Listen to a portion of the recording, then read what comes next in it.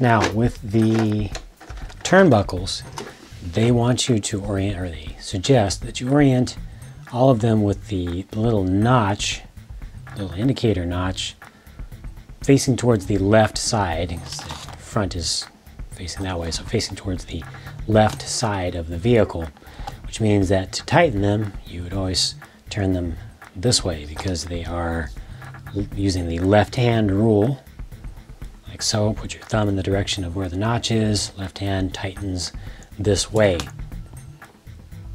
I don't like to tighten them to the rear. I like to tighten to the front. That's just my system that I always use. So I'm going to do these backwards, which is fine. Just make sure that you pay attention to what direction those are going and make them all go in the same direction so all of your turnbuckles can be tightened the same way. All right, I hope this was all just a big mistake, just a simple, innocent mistake, that I just got the kit that was missing the addendum to the manual that shows all the things that have changed in the kit since the version of the manual that I got was printed. Here's another thing that's different. You've got enough straight, normal ball ends or cups to do your camber links. And you've got enough to put on the ends on one side of your steering toe links. But then you've got two of these bent ones. See, that's a little bit different. It's bent. You want to make sure that you put that in the correct location. And there's no indication of that in the manual because in the manual they show that they are all going to be straight. I'm assuming that this is an improvement, but it's still important to make sure that you line them up correctly. The bent ends need to go towards the wheel ends. So I'm not going to turn this around just for your sake to help you to understand exactly why that's being done. They need to be bent backwards towards the rear. So this is on the left side, on the right side, it's bent again backwards. And the reason that that's done is for clearance around the wheels, like so. When the wheels are turned, they move in, they move forward. The back lip of the wheel moves forward, and this just provides a little extra clearance there. It's not needed for the camber links, in this case, up and down.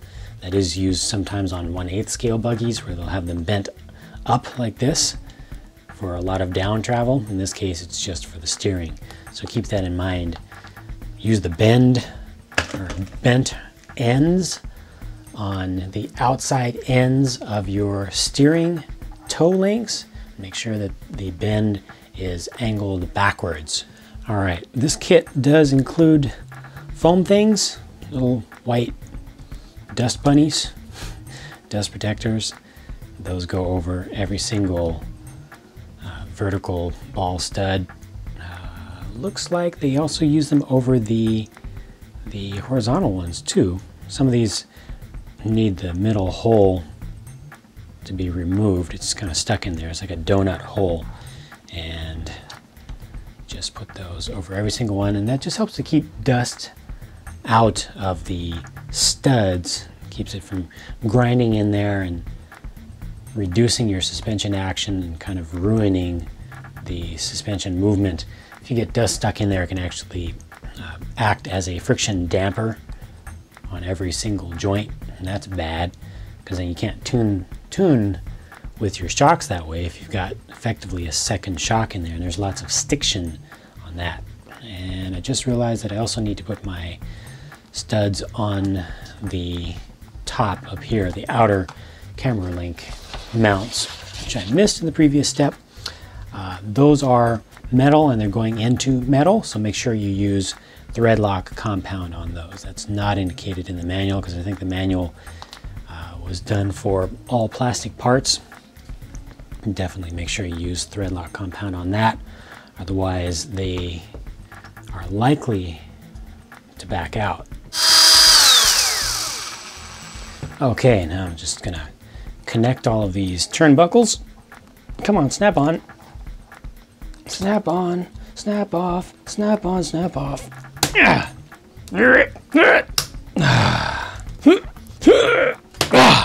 God. Frack.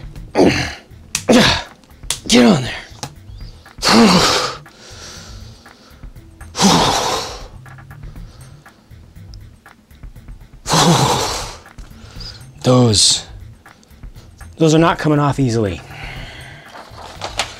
Sure didn't go on easily. Okay, time to go hunting through the bags again. There's one more bag, smaller bag included inside the bigger bag. Another unmarked baggedy bag with more parts used up front. Okay, front shock tower, and there are some screws that are going to go through here, some really long screws, 22 millimeter, that are going to hold the shock mounts, the upper shock mounts, and those are going to get screwed on, and I just need to go find them now because they were not in the bag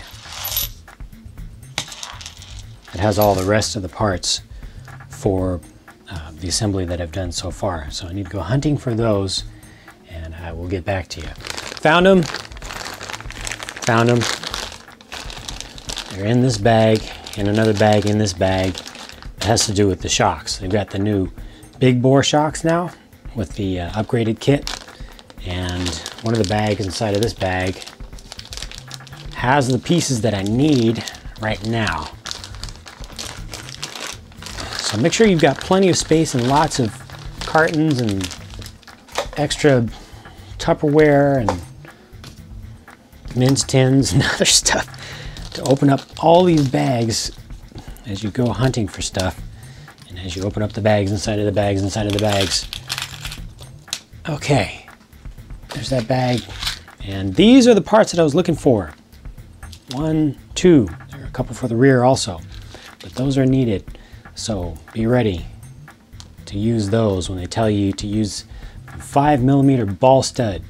It's not just a ball stud, it's a specific part. Can't tell if it's cast or milled, but that is the upper shock mount. Sweet. And then all this just gets attached with 4 simple M3x10 CHSs, scratch that, BHSs. Those require quite a bit of force to go in, to thread in, so I do recommend having a drill or a nice driver for this step. Either that or pre-tap the holes.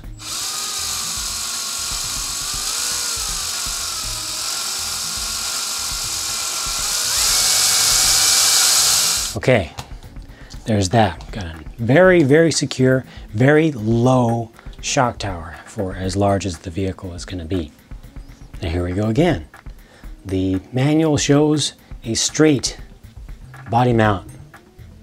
This one has a bend in it. I don't know which way to bend it, forward or reverse. It's just going to change where the posts end up, and of course you can custom cut your posts wherever you want. I'm just going to guess. I'm going to go with bending forward. So check out this assembly. This is pretty cool. Along the front, the body mount post assembly thing goes on top of this whole brace thing, which is pretty cool. I have not seen something like that done before. Of course, there's a little bit of deja vu here. That's a little bit scary because there was a time in the past where I came across something like this that held body mounts up against a shock tower, and it was on the rear of the HPI Blitz ESE Pro. And I just ranted and, well, raved about the sturdiness of it and how cool it was and how it braced to the shock tower and moved some shock away from when you hit things with the body. You land upside down, flip, take some of the shock away from the shock tower, kind of distributes it out. Very cool idea. I highly recommend it, highly approve of it. And of course on the Blitz, that was the one thing that broke when I was testing it.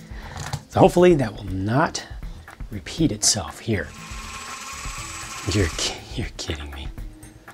You are kidding me. No. So folding hinged bumper mounts, all the rage with short course vehicles, right?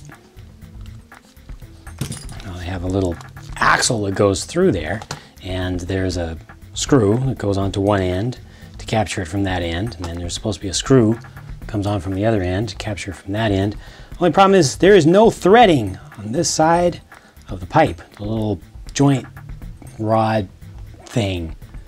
There's no threading in there whatsoever, so I'm gonna have to spend a little bit of time with the tap and die set to actually thread that myself. Thanks, whoever did this. All right, let's see if this will work now. You go through here from this side. You screw in from this side. A little bit of thread lock compound and